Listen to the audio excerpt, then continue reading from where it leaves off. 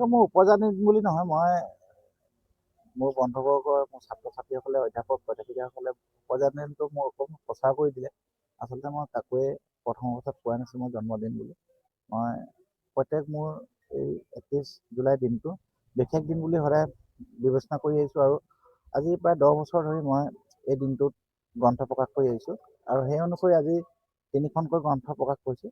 আমাৰ এখন অতি খুব চেঞ্চিটিভ এখন গ্ৰন্থ হ'ল কেনেকৈ নিক্ষেপ হয় এটা জাতি আৰু চেতনাহীন জাতিৰ ভৱিষ্যত আৰু সপোন কেনেকৈ দিঠক হয়, 3খন গ্ৰন্থ প্ৰকাশ কৰি উলিয়াইছোঁ আৰু এই গ্ৰন্থকেইখন আমাজনত এইবাৰ উপলব্ধ হ'ব।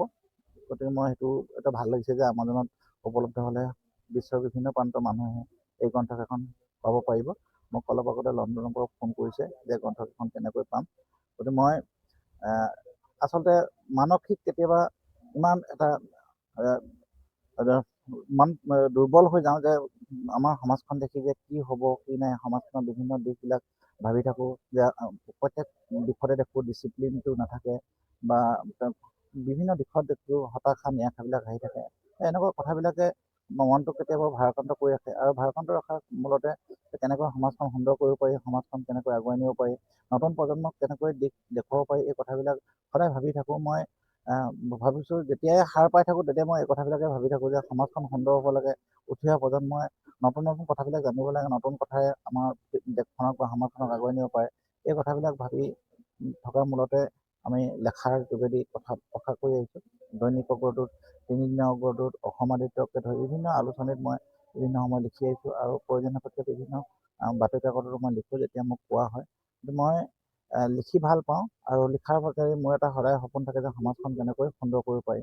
সমাজ সুন্দৰ কৰা আৰু মনৰ সৌন্দৰ্য যিটো, সেই সৌন্দৰ্যটো যে অতি শক্তিশালী কৰি তুলিব পাৰে প্ৰত্যেকজন মানুহে, এই কথাখিনি মই গভীৰভাৱে অনুভৱ কৰোঁ আৰু অনুভৱ কৰাৰ মূলতে যে আমি আমাৰ মানসিকতা সলনি কৰা। আজি মন্থ অনুষ্ঠক হিচাপে ডক্টৰ কণ্ট কুমাৰ ডেকা, তেখেত প্ৰাক্তন উপাচাৰ্য, আৰু গোপাল হাজৰিকা তেওঁ CDC আছিলে প্ৰাক্তন আৰু এগৰাকী জ্যেষ্ঠ অধ্যাপক, আমাৰ এই মহাবিদ্যালয়ৰ সভাপতি গৱৰ্ণিং বডি লক্ষীৰাম শইকীয়া প্ৰমুখ্যে যিসকলে কথাখিনি ক'লে, সেই কথাখিনি মই অনুভৱ কৰিছোঁ যে সমাজখন সুন্দৰ কৰিবৰ কাৰণে এজন লেখকে কেতিয়াবা পৰিৱৰ্তন কৰিব পাৰে আৰু সেই ধাৰণাত লৈ মই আগুৱাই গৈছোঁ। পৃথিৱীৰ বিভিন্ন দেশত আমি দেখিছোঁ যে এজন লেখক সাহিত্যিকে সমাজখন পৰিৱৰ্তন কৰিব পাৰে।